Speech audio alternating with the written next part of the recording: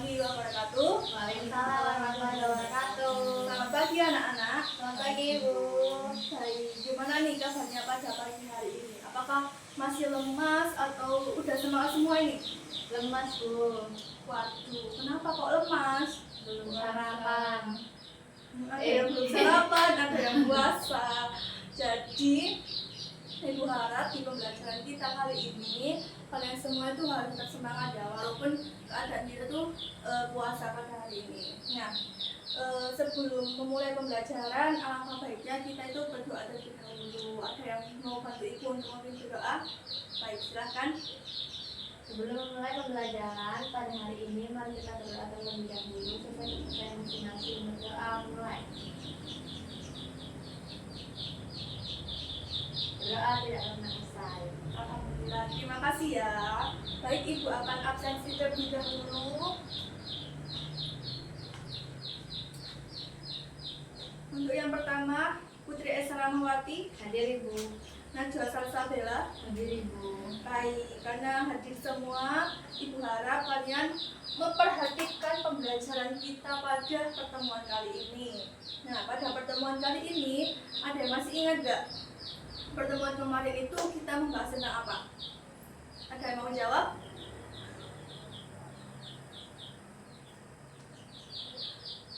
Karena udah lupa semua ya, Ibu ingatkan sekali lagi pada pertemuan kemarin itu kita itu membahas tentang peralatan dan juga perlengkapan kantor. Nah, kalian tahu nggak peralatan dan perlengkapan kantor di kantor itu diletakkan sesuai tempatnya atau ya udah diletakkan aja? Sesuai tempatnya. Nah, kalian tahu tujuannya apa?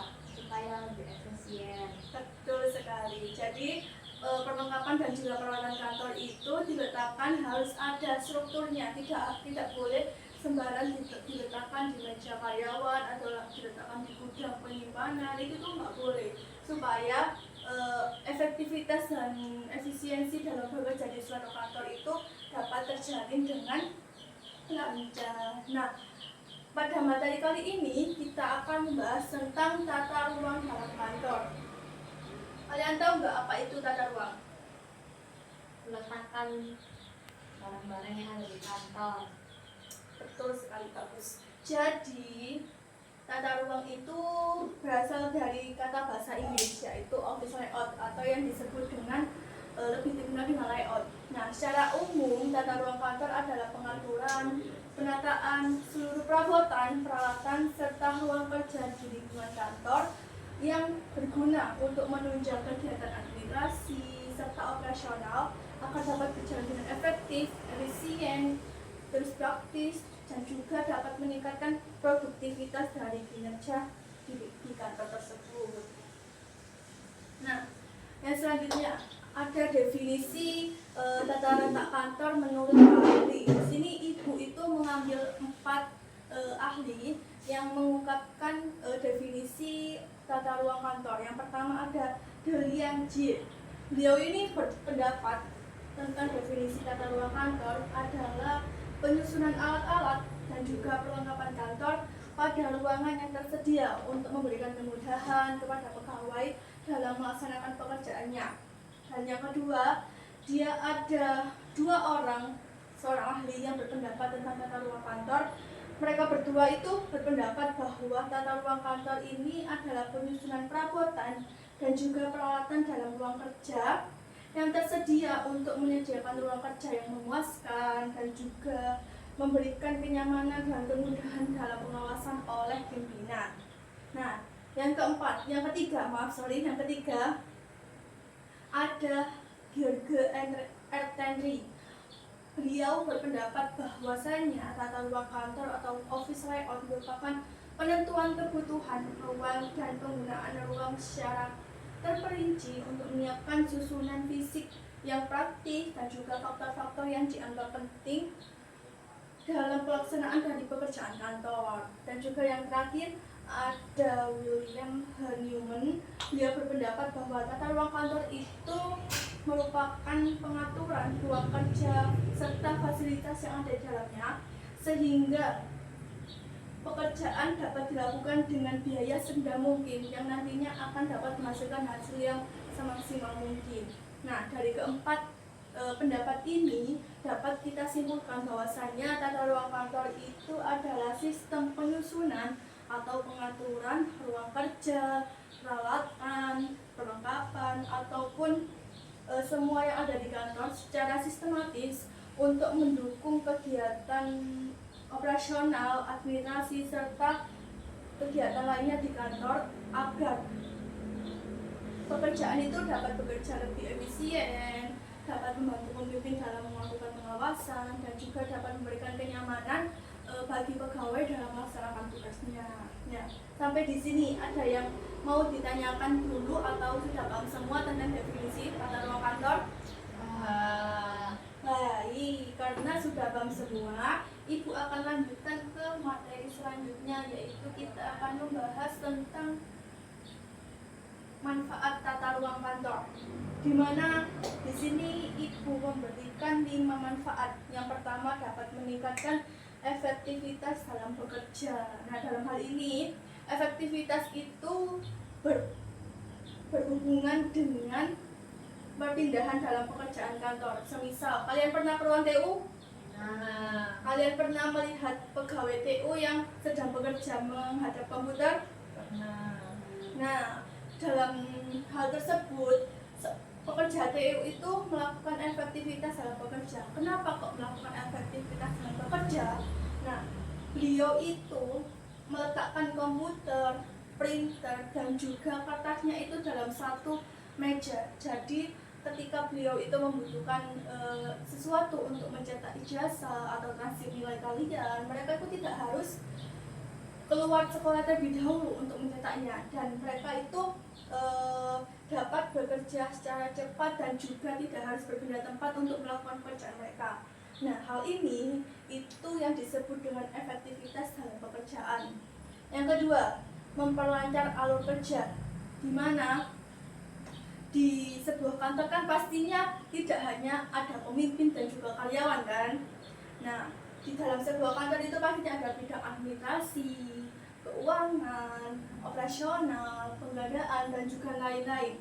Nah, semisal divisi administrasi itu diletakkan berpencar-pencar, apa yang akan terjadi? Nah, betul. Pastinya pekerjaan yang dilakukan itu tidak efisien, dan tahapan-tahapan yang digunakan dalam administrasi itu akan terhambat dan juga akan terselip salah satunya, sehingga pekerjaan itu akan menumpuk di salah satu bidangnya saja. Oleh karena itu diperlukannya tata ruang yang terstruktur, yang disesuaikan dengan divisinya, agar pekerjaan yang dilakukan setiap divisi itu dapat berjalan sesuai dengan tahapan-tahapan yang benar. Yang ketiga, yaitu dapat meningkatkan produktivitas pegawai, di mana dengan tata ruang yang pencahayaannya rapi, terus yang hangat, yang dingin, bersih, dan juga ventilasinya bagus, terus kedap suara dan juga tidak bising. Hal tersebut itu dapat meningkatkan produktivitas pegawai, karena produktivitas pegawai itu salah satu faktornya itu dari tata ruang. Oleh karena itu diperlukannya tata ruang yang bagus untuk membuat pegawai itu merasa nyaman.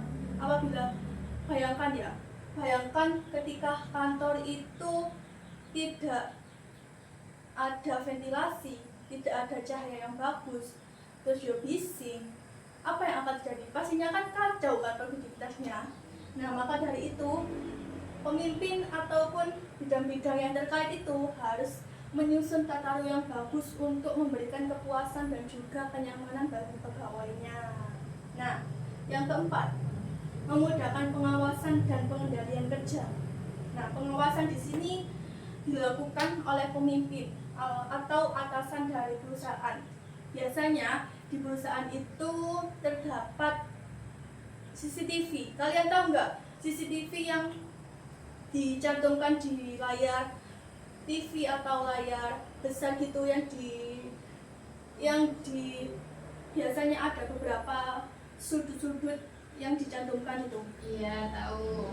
Nah, itu merupakan salah satu bentuk pengawasan dan juga pengendalian kerja di mana pengendalian tersebut, pengawasan tersebut dimudahkan oleh bantuan dari CCTV yang diletakkan di sudut-sudut ruangan dan dipantau oleh pengawas atau pimpinan melalui komputer atau TV tersebut yang disambungkan dari setiap CCTV. Nah, yang terakhir ada meningkatkan komunikasi dan kerjasama antar pegawai. Nah, hal ini tuh penting. Kenapa? Ketika kerjasama pegawai itu tidak terorganisir dengan bagus, maka pekerjaan di kantor yang membutuhkan kolaborasi itu akan kacau. Mereka itu akan bekerja secara individual, jadi tidak adanya komunikasi yang baik, terus juga kekeluargaan dari setiap karyawan itu tidak terjalin. Maka diperlukannya tata ruang yang bagus, kemudian meja kerja yang berdempetan, terus nggak harus berdempetan tapi sesuai dengan divisinya, agar mereka itu dapat melakukan komunikasi dan juga kerjasama yang bagus untuk meningkatkan hasil pekerjaan mereka. Nah, sampai di sini dari manfaat tata ruang kantor, apakah ada yang ditanyakan? Belum. Baik, karena belum ada pertanyaan, Ibu lanjut ke jenis-jenis tata ruang kantor. Di mana tata ruang kantor yang pertama ada tata ruang kantor terbuka atau open office layout. Nah, seperti yang digambar itu merupakan contoh dari tata ruang terbuka. Jadi tata ruang terbuka adalah sistem pengaturan ruang kerja di mana para pegawai itu ditempatkan dalam satu ruangan besar tanpa sekat. Bisa dilihat ya, ini tuh ruangan besar, terus tidak ada sekat-sekatnya antara meja satu dengan meja lainnya. Kemudian dengan partisi yang rendah dengan tujuan untuk menciptakan lingkungan kerja yang lebih komunikatif, fleksibel, dan juga efisien dalam penggunaan ruangan. Di mana dalam tata ruang kerja terbuka ini biasanya itu digunakan untuk pegawai. Bisa dilihat tidak ada sekat atau pembatas yang memisahkan, terus komunikasinya itu bisa terjadi lebih leluasa, kemudian bisa saling diskusi satu sama lain, terus juga bisa diatur. Jadi semisal meja ini sama meja itu tuh digabung atau divariasikan, itu bisa. Jadi bisa disesuaikan dengan kebutuhan karyawan untuk menunjang pekerjaan mereka. Nah, yang selanjutnya terdapat kelebihan dan juga kelemahan. Kita bahas kelebihan dulu ya. Yang pertama, kelebihan dari tata ruang terbuka yaitu pengawasan terhadap karyawan itu lebih mudah dan juga lebih efektif. Kenapa kok lebih mudah? Karena pemimpin itu bisa melihat secara langsung bagaimana pegawainya itu bekerja, bagaimana pegawainya itu dapat berinteraksi satu sama lain, sehingga dengan menerapkan tata ruang terbuka ini, sebuah kantor itu akan lebih efisien dan juga efektif dalam melakukan pengawasan. Dan juga yang kedua, yaitu ada komunikasi antar karyawan dapat dilakukan dengan mudah karena tidak ada sekat yang membatasi. Seperti yang Ibu bilang tadi, bahwa di tata ruang terbuka ini tidak ada sekat yang membatasi antara satu meja dengan satu meja lainnya, sehingga komunikasi yang terjadi antar karyawan itu dapat dilakukan dengan mudah. Tidak harus membuka pintu dulu baru kita komunikasi atau menyampaikan pesan. Jadi kita langsung saja berbicara kepada teman kita atau partner kerja kita, membahas tentang proyek ataupun tentang menanyakan bagaimana pekerjaan mereka hari ini. Nah, yang terakhir, penyebaran cahaya baik karena tidak ada ruangan atau sekat yang menghalangi. Dapat kita lihat di contoh yang tadi bahwa pencahayaan itu ada di sebelah sana ya. Yaitu ada jendela-jendela besar yang akan membuat ruangan itu akan terasa lebih terang, terus juga tidak gelap, dan juga didukung dengan pencahayaan buatan yaitu lampu, sehingga pekerjaan itu akan lebih nyaman dalam melakukan pekerjaan sehari-hari. Nah, kelemahannya jika tata ruang terbuka ini kurang terjaga rahasianya, karena ya namanya terbuka kan, jadi rahasia itu pasti kita harus jaga baik-baik agar tidak tersebar antara karyawan satu dengan karyawan lainnya, itu agar rahasianya itu tidak tersebar. Nah, banyak timbulnya gangguan dari karyawan lain. Nah, seperti kalian ini ya, tidak ada sekat, jadi bisa saling ganggu satu sama lain, sehingga konsentrasi itu akan pecah atau terpecah menjadi dua. Sehingga kelemahan dari tata ruang ini, dia itu dapat menyebabkan karyawan itu bisa konsentrasinya itu terganggu. Jadi diperlukannya konsentrasi yang bagus untuk menunjang pekerjaan itu akan lebih cepat dan juga lebih selesai dengan targetnya. Terus yang terakhir, yang kedua tadi menyambung yang terakhir ya. Jadi ibu di sini ada dua kelemahan. Yang pertama yaitu kurang terjaga rahasia, dan yang kedua itu konsentrasinya itu akan terganggu dengan karyawan lain. Yang kedua, kita bisa lihat di sini. Di sini ada tata ruang tertutup atau closed office layout, di mana sistem pengaturan ruang kerja ini di setiap pegawai atau unit ditempatkan dalam satu ruangan. Nah, dipisahkan oleh biasanya itu dinding atau penyekat buatan biasanya. Nah, dalam hal ini penerapan tata ruang tertutup ini dapat menekankan tentang privasi, keprivasian atau ketenangan dan juga keamanan dalam bekerja, terutama pimpinan pastinya kan harus ditempatkan di tata ruang tertutup. Kenapa kok ditetapkan di tata ruang tertutup? Karena mereka itu pastinya mempunyai dokumen rahasia, terus pastinya juga dia juga mempunyai data-data pribadi yang bersifat rahasia juga, sehingga kerahasiaan itu tidak harus diketahui oleh semua karyawannya. Nah, selanjutnya setelah kita mengetahui tentang apa itu tata ruang tertutup, kita harus tahu juga kelebihan dan juga kelemahannya. Nah, yang pertama, kelebihannya yaitu rahasia akan terjamin karena setiap karyawan itu berada di masing-masing ruangannya. Jadi setiap ruangan tergantung kantornya ya.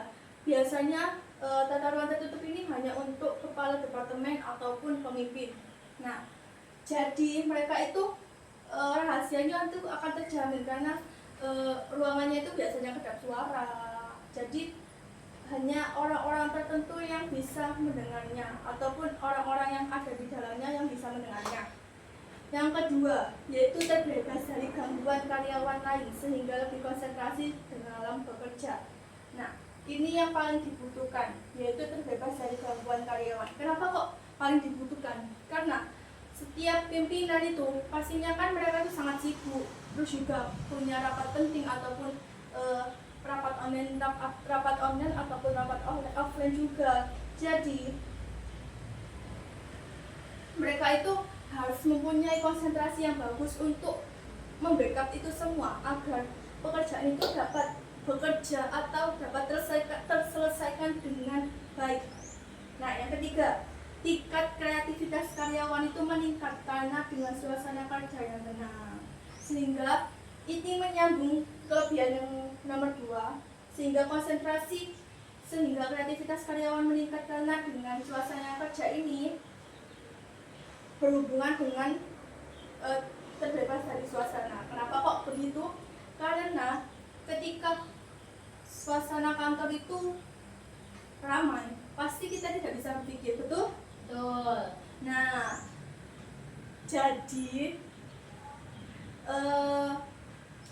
jadi pastinya di kantor itu harus mementingkan kesunyian dan juga konsentrasi dari karyawannya. Dan juga kita lanjut ke kelemahannya. Sulitnya mengawasi karyawan sedang bekerja. Kenapa kok sulit? Karena ya ruangannya tertutup pastinya. Jadi semisal tidak ada CCTV, pasti pemimpin itu tidak akan bisa bisa tapi harus berpindah tempat. Semisal pemimpin itu harus masuk ke kepala departemen SDM, menanyakan pekerjaan ini apa, jadi tidak efisien. Jadi pengawasannya itu tidak efisien dan juga membuang waktu. Dan juga yang kedua, komunikasi antar karyawan itu tidak terjalin dengan baik. Kenapa? Karena pastinya yang di dalam ruangan itu kan beliau itu hanya menghadap komputer, mengerjakan berkas dokumen tanpa adanya interaksi. Jadi komunikasi itu jarang dilakukan dan juga menimbulkan kolaborasi ataupun kerjasama yang kurang. Ketika di karyawan di dalam ruangan itu tidak melakukan komunikasi yang baik atau sering melakukan komunikasi dengan karyawan lainnya, itu akan mengganggu dalam kerjasama dalam perusahaan tersebut. Nah, yang ketiga, biaya pengeluaran relatif banyak karena setiap ruangan itu harus memiliki masing-masing perlengkapan dan juga perabotan kantor. Jadi hal ini tuh akan menambah pengeluaran perusahaan karena setiap ruangan di kantor itu pastinya akan membutuhkan lemari, komputer, meja, komputer dan juga meja yang akan menunjang setiap karyawan yang ada di dalamnya, sehingga beliau itu tidak harus keluar ruangan untuk mencari peralatan tersebut. Next, kita lanjut ke tata ruang yang ketiga, yaitu ada tata ruang campuran atau mixed office layout, di mana tata ruang ini merupakan sistem penataan ruang kerja yang menggabungkan konsep tata ruang kantor terbuka dan juga tertutup dalam suatu lingkungan perkantoran, di mana ruang ini dibuat untuk mendukung komunikasi dan juga kolaborasi dari setiap divisi. Biasanya itu digunakan untuk satu divisi. Semisal di ruang tertutup ini digunakan untuk atasan dan di ruang terbuka ini digunakan untuk staff. Biasanya itu begitu. Nah, yang selanjutnya, kelebihan dan juga kelemahan. Yang kelebihan yang pertama, dapat menyesuaikan kebutuhan berbagai jenis pekerjaan, baik pekerjaan individu maupun digunakan untuk kerja kelompok. Karena dalam satu divisi itu pastinya kan harus ada kolaborasi di antara satu karyawan dan juga karyawan lainnya. Maka dari itu diperlukannya tata ruang kerja campuran untuk mendukung kinerja dari setiap divisi itu. Yang kedua, area terbuka mendorong komunikasi dan juga kerjasama tim, sehingga dapat juga mendukung pekerjaannya untuk membutuhkan fokus. Yang ketiga, yaitu penataan ruang lebih efektif karena memadukan ruangan bersama dan juga ruangan privat yang disusun secara proporsional. Yang pertama dalam kelemahan yaitu membutuhkan desain interior yang lebih kompleks serta pembagian ruang yang tepat, sehingga biaya penataan itu akan lebih tinggi. Kenapa kok lebih tinggi? Bisa kita lihat di gambarnya. Nah, mereka kan pastinya di tata ruang tertutup, mereka itu harus membutuhkan lemari, komputer, ataupun perlengkapan lainnya yang menunjang kepala departemen itu bisa bekerja secara efektif. Dan juga di ruang terbuka, di luarnya itu pastinya kan juga ada komputer, ada meja juga, pastinya akan membutuhkan biaya yang tinggi untuk menunjang kebutuhan dari stafnya itu. Jadi dengan tata ruang campuran ini akan meningkatkan biaya dari perusahaan. Nah, yang kedua yaitu kita ada kebisingan tetap terjadi pada bagian ruang terbuka. Jadi kebisingan itu pastinya akan terjadi di ruang terbuka karena mereka itu pastinya melakukan komunikasi, melakukan kolaborasi untuk menyelesaikan tugasnya. Dan yang terakhir yaitu harus ada aturan penggunaan ruang. Misalnya ruang meeting atau ruang privat agar tidak terjadi benturan jadwal, sehingga ketika ruang tertutup itu digunakan ruang meeting itu harus ada jadwalnya, sehingga bisa dibersihkan terlebih dahulu atau memberikan kesan yang begitu begitu bagus atau memuaskan untuk kolagen yang datang yang melakukan meeting tersebut. Nah, yang terakhir, yang keempat, kita ada tata ruang berpanorama, di mana tata ruang berpanorama ini lebih tepatnya tata ruang terbuka yang lebih modern ya.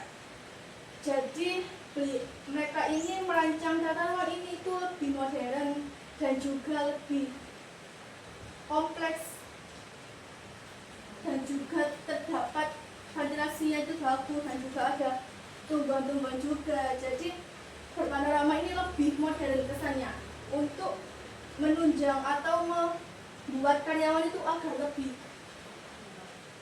lebih nyaman, lebih efektif dan juga lebih menikmati pekerjaan mereka. Nah, kelebihannya mereka itu melakukan pengawasan terhadap karyawan itu yang sedang bekerja. Jadi pengawasan itu sama kayak di ruang tata ruang terbuka, pengawasan itu mudah dilakukan dan juga suasana kantor itu nyaman sehingga membuat karyawan itu lebih betah dalam bekerja. Contohnya kenyamanan dihasilkan dari adanya tumbuhan, terus pencahayaan bagus, terus adanya ruang kolaborasi atau ruang buat diskusi, itu akan membuat karyawan itu akan merasa betah dalam bekerja. Yang ketiga, partisipasi dan juga kebersamaan antar pegawai itu baik karena mudahnya untuk saling berkomunikasi. Karena ya pastinya kan terdapat di ruang tata ruang terbuka ya, pastinya komunikasi itu akan mudah terjalin. Nah, kelemahannya biaya untuk pemeliharanya itu pemeliharaan kantor itu relatif lebih tinggi. Kenapa kok relatif lebih tinggi? Karena terdapat tadi ada ruang kolaborasi yang pastinya kan harus dibersihkan, terus juga pemeliharaan bunga, pohon dan juga pemeliharaan semua meja-meja itu pastinya harus dilakukan juga. Nah, itu membuat biaya operasional atau biaya pemeliharaannya itu lebih tinggi dan juga pemakaian perabotan itu harus bergantian. Kenapa? Karena ketika kita menggunakan ruang diskusi itu bersama-sama pastinya kan akan penuh, jadi harus bergantian untuk menggunakan ruang diskusi sesuai dengan jadwal atau sesuai dengan kebutuhannya dari setiap pekerja masing-masing. Nah, terakhir, alat tulis kantor mudah hilang karena digunakan bersama. Pastinya ketika salah satu karyawan itu membutuhkan alat tulis, pastinya ketika mereka itu tidak membawa, pastinya akan meminjam. Jadi ketika meminjam itu pastinya ada yang lupa, ada yang langsung mengembalikan. Jadi kelemahannya di sini alat tulis itu sering mudah hilang karena dapat digunakan bersama. Nah, sebelum masuk ke kesimpulan, Ibu mau memberikan sedikit refreshing otak kalian. Nah, di sini Ibu akan menyuruh kalian untuk memikirkan ini tuh kata-kata apa yang terjadi di tempat gambar. Ibu beri waktu untuk berpikir ya. Kalau ada yang mau langsung menjawab boleh angkat tangan. Di sini ada apa ini? Lem. L-nya dihapus jadi J. Ayo, boleh? Jembatan layang, Ibu. Kenapa kok bisa jembatan layang? Karena itu L. Karena ada lem ya, lemnya diganti J kan. Terus ini apa? Bata. Nah, terus itu? Layang-layang. Betul sekali. Yang pertama ini jawabannya yaitu jembatan layang. Nah, yang kedua. Nah, ada Pak Bota ini, ayo. Apa? Boleh? Hutan gundul, Ibu. Kok bisa hutan gundul? Kenapa? Hujan, jadinya diganti ke jadi hutan. Ya, terus? Itu orangnya gundul, jadi hutan gundul. Betul sekali. Nah, yang ketiga, Ibu punya 4 ini. Yang ketiga, ini tentang profesi. Ada di sana, Pak? Ini ada peta. Terus ada nasi. Ayo.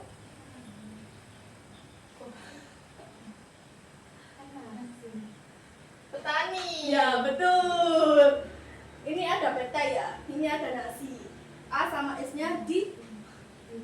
Dicoret. Nah, yang terakhir. Ayo. Terawat.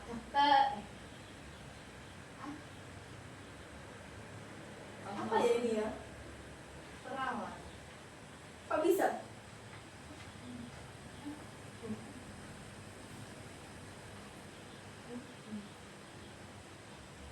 Nggak tahu ibu.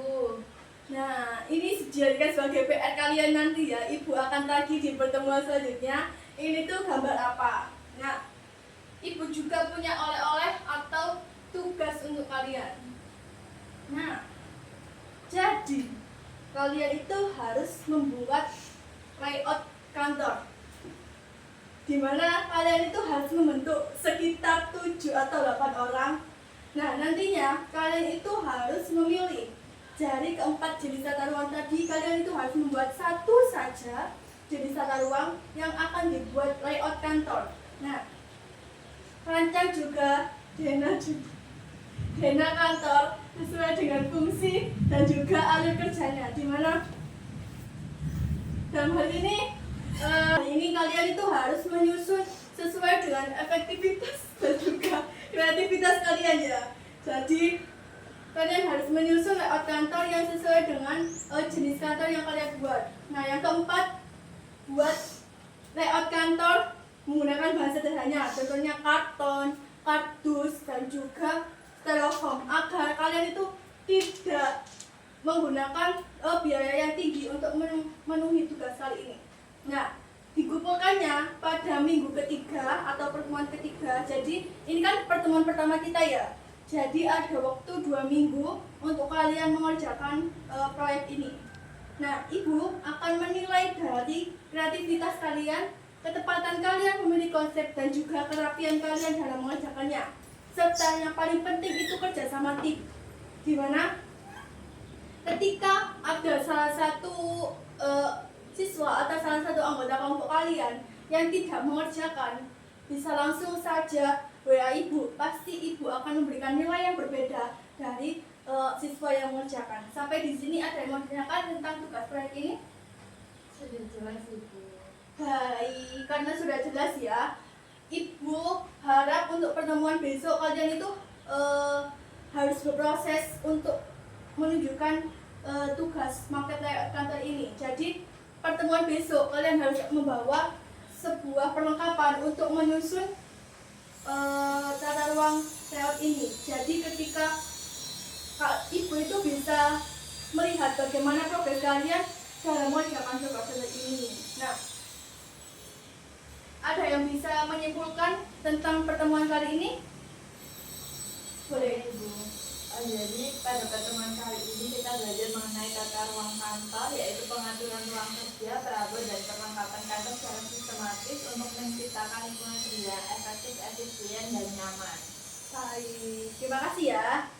Jadi kesimpulan pada pembelajaran kali ini yaitu tata ruang kantor atau office layout adalah pengaturan atau penyusunan ruang kerja, perabotan, peralatan yang disusun secara sistematis untuk menunjang atau menciptakan lingkungan kerja yang nyaman, produktif, efisien, dan juga dapat membuat kinerja itu akan lebih tinggi.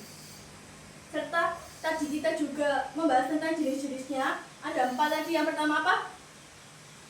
Panorama. Salah. Yang pertama itu tata ruang terbuka. Yang kedua ada tata ruang tertutup. Yang ketiga ada tata ruang campuran. Dan yang keempat ada tata ruang Panorama. Nah, sampai di sini pembelajaran kita tentang tata ruang kali ini. Apakah ada yang perlu ditanyakan? Belum, tidak. Baik, karena belum ada yang ditanyakan, kalian ketika mempunyai pertanyaan tentang tugas atau materi ini bisa langsung ditanyakan pada minggu pertemuan besok. Jadi jangan lupa ya, minggu pertemuan besok itu kalian membawa progres kalian membuat layout kantor, dan juga kalian harus mencatat apa alur tata ruang kantor yang kalian buat. Nah, sampai di sini ibu cukupkan. Jadi ibu mohon maaf apabila terdapat salah kata ataupun perbuatan ibu dalam menjelaskan tadi. Apabila tidak ada yang ditanyakan, Ibu akhiri. Wassalamualaikum warahmatullahi wabarakatuh. Waalaikumsalam warahmatullahi wabarakatuh. Terima kasih Bu.